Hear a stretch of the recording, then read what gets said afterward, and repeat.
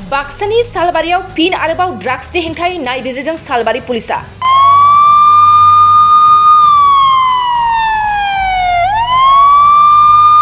आसामनि गिबि मन्त्रि हिमन्त बिश्व शर्माया ड्राग्सनि हेंथायै जेसेबां गोख्रों जादोंब्लाबो ड्राग्स फालांगिनि अनजिमाखौ खम खालामनो हायाखै। दिनै सालबारि गोबर्धना पुलिस थानानि बेन्दोंआव थानाय खाउरपारायाव बाबुल हुसेननि न'आव सालबारि महकुमा पुलिस बेंगिरि नीलतपल शइकियानि दैदेननायाव संदाननानै गान्जाजों लोगोसे गान्जा फालांगिरिखौबो हमनो हाना जाफुंसार। गान्जा फालांगिरि बाबुल हुसेननि न'निफ्राय पुलिस बिफाना 10 किल'ग्राम गान्जा, गां 73 फिल्टार पेपार, 52 कन 14 पेकेट, 153 सिलिम, 60 था बं सुटार, 52 गग' फिल्टार पेपार आरो गंसे भिभ' मबाइल फन जब्द खालामो। गोबां मिथिनो थाखाय पुलिस बिफाना नायबिजिरगासिनो होननानै मिथियो सालबारि महकुमानि एसडिपिअ नीलतपल शइकियाया फोरमायो।